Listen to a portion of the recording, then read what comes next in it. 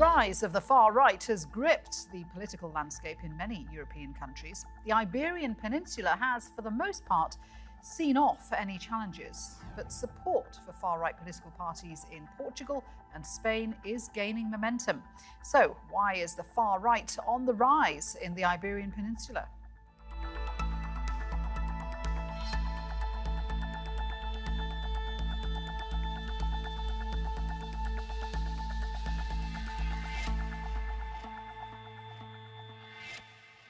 Hello there, welcome to the programme. I'm Shuli Ghosh. Far-right parties are the fastest growing in Europe, securing more votes and seats in Parliament. Portugal's Socialist Party was re-elected during snap elections earlier this year. The Socialists took 117 seats in the 230-seat Parliament, up from 108 in the outgoing Assembly. While they won the majority of votes, the far-right party Chega also made significant gains. They became the third biggest party with 12 seats, up from just one. From now on, there will be someone who tells the truth in Parliament, and it will not be one deputy among 230, but 10, 12 or 14 among 230. It will be a very strong parliamentary group in the next legislature. We'll assume the role of being the real opposition to the socialists. We'll assume the role that history has given us. Vox is Spain's third political force, and since gaining support at the end of 2018 during the snap regional elections, they've been on an upward trajectory, both regionally and nationally. This is just the beginning. We told you we were initiating a reconquest, and that is exactly what we have done. A reconquest that has put a voice in Parliament, and that's why I can say clearly to all of Spain that Vox is here to stay.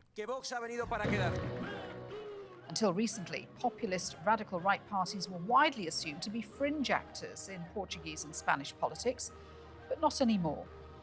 So, is the success of the far right across the Iberian Peninsula a temporary thing, or are they here to stay? So, let's introduce you to today's guests. Joining us from Madrid, Andres Santana, co-author of Vox, The Rise of the Spanish Populist Radical Right. In Lisbon, Patricia Calca, Professor of Political Science at the University Institute Lisbon. And in Manchester, here in the UK, Aristotle Callis, Professor of Modern and Contemporary History at Keele University. Good to have all of you with us. Andres, let me start with you, because Vox was a marginal party in Spain just 4 years ago. Now it's done significantly well in regional elections. What's driving its success? Well, there are several factors. Vox was born in late 2013. And it had 3 or 4 terrible years, but since 2018 December, it started having success. Thanks to mostly the territorial question, Vox is defending a centralized territorial rearrangement, and thanks to several serious corruption scandals of the traditional Spanish conservative party, the People's Party. And then it has been able to add other components and keep on gaining voters. So it's likely the party's now going to secure a share of power in regional government. What does that mean for Spain? I am not sure it will be so big of a fuss, because although it has not been actually into any formal coalition government, the truth is that Vox was already supporting 4 regional governments, including that in Castilla-La Mancha, who had the elections this Sunday. And it was also supporting several important town councils. So in a way, although it was only external support, and this is different because it would enter formally a coalition government, the fact is that it has been quite mainstreamed with regard to its importance in politics. Right. That's the picture in Spain. Let's get the picture in Portugal. So, Patricia, the far-right Chega party, now the third largest political force in the country. How has it gained so much support in a relatively short space of time? So, given that the results are quite recent, we are still investigating what is going on. Nevertheless, a year ago, when we had the presidential elections, Chega already had a quite high share of the votes, being the third most voted candidate. And that seemed to indicate, together with the polls that we saw in the next months, that they would have a higher share of votes than they had in 2019. And so there is several causes that have been pointed out for these surges of the extreme right in Portugal, although being later in the country with effective representation in the parliament, but there is already some studies, and I would almost say that it arrived later, but it arrived strong. So thinking about the causes, we know that there is a rearrangement of especially in the right, and that some of the traditional voters in the right were not didn't saw themselves mirrored in the ideas of the parties in the right, and we can talk even in a rearrangement. What is it about Chega that what are they tapping into among voters? I mean, for example, we often talk about the far right being very anti-immigration, which is an issue in Spain, but it's not so much an issue in Portugal. So what was Chega tapping into? I know it sort of, it was going after the Roma communities, for example. I mean, are these things that voters are worried about? So the agenda is quite of a similar agenda in most of the issues that they address, but curiously, in terms of immigration, at least the main focus is not immigration. And one of the points of the subgroup, if you want to think like this, that the Chega party has been addressing is exactly the Roma community. Actually, very recently, there is a study that indicates that actually immigration is really and probably not one of the main issues that Chega brings to the campaign. Although it's a xenophobe party, it had been putting in the mediatic agenda the Roma directly or indirectly abuse in their perspective of what are the benefits of the state.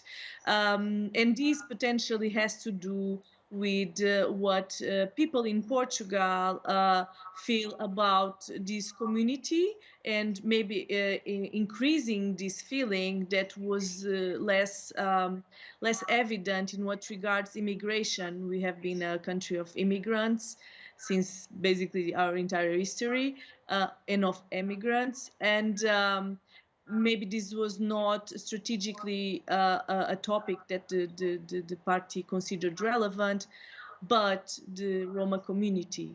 Okay, so that's really interesting from both what you're saying and what Andres has been saying, that there was a dissatisfaction with the current state of play, and that's perhaps one reason why both those parties have done well. Aristotle, the really interesting thing about Spain and Portugal is that they've both overthrown past fascist regimes, but now it seems that far-right parties are gaining a bit of a toehold. What do you put that down to?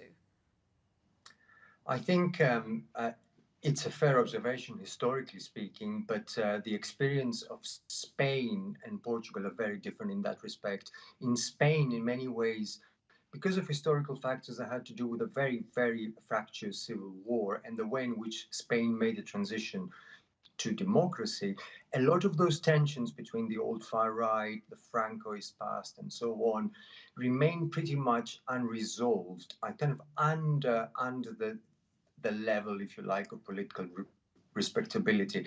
Portugal was quite different in that respect. I will defer to the knowledge of my colleagues who are experts in their own countries, but it is a very different kind of approach to that kind of authoritarian past. Having said that, it is, we used to say that Spain and Portugal were the two exceptions in a pan-European trend, and we used to attribute this to a large extent to the fairly recent and raw legacies of that kind of internal division in many ways. That doesn't work anymore. I would say also my area, my research in the history of the far right also has to do with Greece. And Greece is another country that came through a period of dictatorship, but that didn't stop much earlier than Spain or Portugal, the re-emergence of the far right. There are different drivers. Right now, the far right is presenting the radical right, and better to describe it, is presenting itself as a guardian of mainstream national traditions. So they can create a distance between that kind of divisive past, but at the same time push forward that very, very divisive agenda. Yeah. That's really interesting that they're presenting themselves as guarding mainstream policies. We will talk about the growth of the far right through Europe, but is it something that you think, Aristotle, is gaining momentum, particularly with recent events like, you know, the COVID pandemic, the poor economic outlook for a lot of countries? Every prediction is as good as any. Partly because we cannot really gauge in advance the effect of events. I mean, we're going through a COVID pandemic that disrupted completely political process and so on and so forth.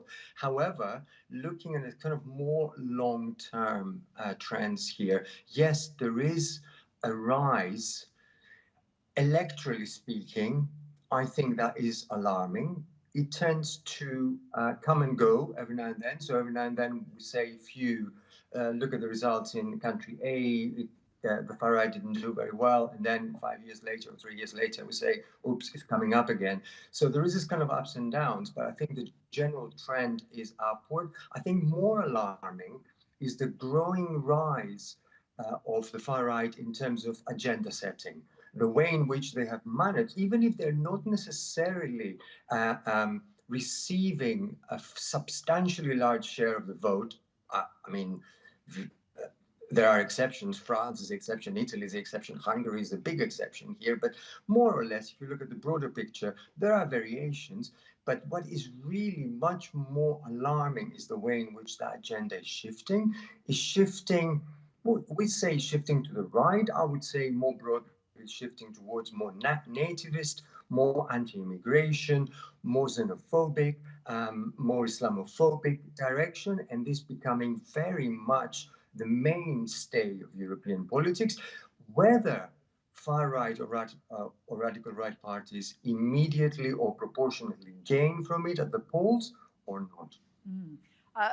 Andres, I saw you nodding earlier when Aristotle was talking about how far-right parties are not positioning themselves as being on the radical right, but rather as protectors of traditional values. Is that how Vox is positioning itself? Yeah, yes, very much in several ways.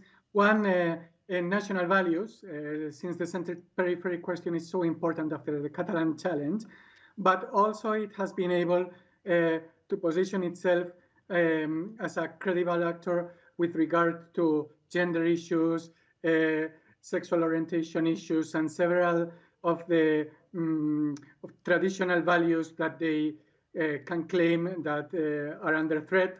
So it's more about cultural issues than about economic issues. Yeah, there are two things there. In Spain, voters of Vox are not the standard, say, losers of globalization type of voters that are depicted for many other countries. Voters of Vox are richer than average and are of a higher social class than average. That's a difference between and they are urban also. So that's not the standard profile. Vox is like the bourgeois populist radical right party in Europe. Yeah, that's really interesting as well, the kind of voters that they're attracting. I wanted to ask the same question to you, Patricia, but first of all, I just want to hear from Andre Ventura. So the French far-right leader Marine Le Pen visited Lisbon to support the Chega candidate ahead of the Portuguese elections. And this is what Andre Ventura had to say. No, we are not a far-right party. Even today, Marine Le Pen reiterated that she was not far-right, and we are not far-right either. We are in a logic of rebuilding Europe. We are right-wing and we say it openly. Socialist logic denies all this and considers that everything that goes against it is necessarily far-right. In Portugal, Chega as well is not positioning itself as far right. It says that it is upholding right-wing values. How far does the support of leaders like Marine Le Pen bolster support for Chega? So there is two main aspects that I think are relevant for this interpretation of what the leader of Chega makes.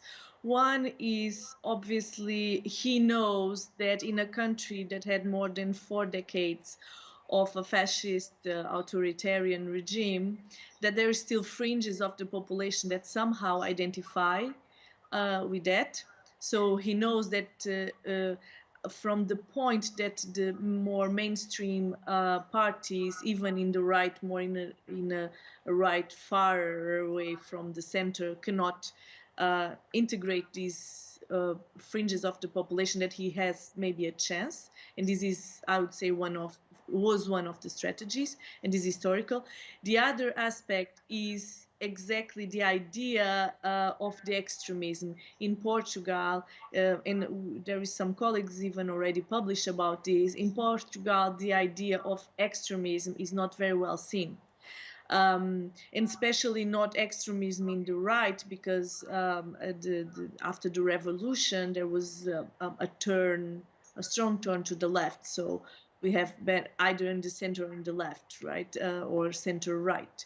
So this is socially not very well accepted, and I would say some of the problems that we may have when we ask respondents in polls about in whom they want to vote, that people are kind of a bit ashamed to answer that they would vote for Chega, is still not well seen. As the point that they start to be more institutionalized, these fringes of the population that either historically were more aligned to the far right, if you understand that in this position, or that are voting by protest or other reasons, start to be less ashamed to say that they vote for Chega, then it's well seen. Or less badly seen socially. Meaning that when André Ventura positions himself more towards a more moderate position, although the agenda and the ideological component of the program of them is not a moderate at all, as we consider in Europe, he tries to, I would say, to withdraw this idea that people would vote for extremists, right? One of the problems is that the more you see these candidates campaigning, the more that they take part in debates, the more that you hear them on TV and on the radio, their views become seen, their rhetoric becomes seen as more of the norm. So it sort of seeps into the public consciousness and perhaps isn't as seen as extremist as it might have been at the beginning. Aristotle, why is it that centre-right parties are losing ground to the far right? It's not just center-right. Okay, predominantly we tend to associate the center-right parties as the major pools from which the far right is actually gaining, and that probably applies to some countries more than others. But the appeal of a populist radical right-wing party actually cuts across this kind of old divisions, whether they're ideological divisions, sometimes generational divisions, social divisions, above all, very, very much. Why the conservative or the center-right may be more vulnerable is because on numerous occasions they're competing for the ownership of those issues. So we used to have the items of national identity, national culture, traditional values, defense of the identity of a particular country. And these are the values that are closer, although not exclusively, closer to the discourse of the center-right, especially, however, as the center-right, in response to what the radical right is doing, is trying to compete. So in many ways, we have this kind of dual competition whereby the radical right is trying to claim the ideological space of parts of the conservative right or the center right, and at the same time, the center right is moving further and further away towards the territory of the radical right because they share certain key values, such as I said, nationalism, nativism, slightly more socially conservative values in many And ways. this So is it is the obvious target. This is a real problem for the EU right now because you have this band of right-wing leaders, including Santiago Abascal of Vox, saying they want a supergroup of the hard right in Europe. For the EU as a bloc, this is proving a massive headache. It is, it has been. I have to say, I'm a historian of the far right throughout the 20th century, and I have to tell you that all those far right movements in the past, and I'm using the example of the fascist period as well, they're very ambitious about trying to get this kind of international alliances, and they somehow are not very good at this. The fascists failed in the 1930s, and if you look at this, there was this recent agreement, the recent meeting called by Vox, as it were, which sees itself as a kind of new regenerative force in anti-EU campaign, just very recently at the end of January. But that's one among many such initiatives. They tend to be very short-lived. These parties tend to be very competitive, very territorial, metaphorically speaking, about which one is expressing better this kind of ideology. So I would not read too much into this kind of transnational and international arrangements, but the threat is there, not for the EU, not least because the EU is a primary, across-the-board target for all those parties. It's the easiest target pre-COVID and during COVID, the federal pan-European state, the Europe that is fighting against individual identities and so on and so forth. So Europe is having quite a bit, the EU is having quite a bit of a problem here. Yeah. Yeah, and Andres, this is one of the things that Vox is saying, that they want to revamp Europe. Does the success of parties like, or could Vox in future, they see themselves as being positioned to win big in the national elections, for example, next year in Spain. Is that something that could prove a risk to the stability of Europe, do you think?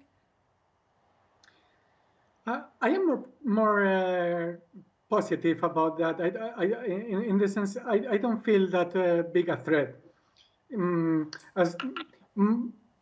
For this type of parties, international meetings and encounters like the one they were having in Madrid are more about propaganda, are sharing ideas, giving them exposure to media, and look sort of international and accepted and in a club of parties from many countries, than actually about unifying policy. The policies they want, leaving aside some certain things that they share, differ quite much among them. So it is not that they are going to organize cohesively and coherently to be able to change very much about the way the EU is going to be organized. Andres, thank you. Last quick question to you, Patricia. Do you think the success of Chega in Portugal will be maintained, or is it a temporary thing? Well, they are now in a crossing. Either they in the parliament manage to professionalize, and I don't know if they have people that are prepared besides their president André Ventura. Either they manage to professionalize and to do a good, and by good I say adapt well to what are the rules of the parliament and so on, or it may happen that the institutionalization of the party in the parliament would call the attention to potential contradictions. Nevertheless, they are going to use, independently how they behave, they are going to use this to make the agenda, to define the agenda, to normalize issues that in Europe we had already considered dealt with. And I think this is the main danger, is what you said before about the normalization of certain issues that we consider already solved and that come again to the agenda in a very pernicious and actually dangerous, even if symbolic, but symbolism is relevant way. And what happens in terms of votes in 4 years from now, we don't know, also because in Portugal the government of the Socialist Party gained an absolute majority, so that means that the government will have an easy life to make public policies that they want, because they have a majority in the parliament. Thank you so much indeed for joining me. It was great to get your thoughts there. Andres, Patricia and Aristotle, thank you. And you can see more discussion and debate on our YouTube channel. Search for Roundtable TRT World. For now, from me and all the team here and my guests, bye for now. Thanks for watching.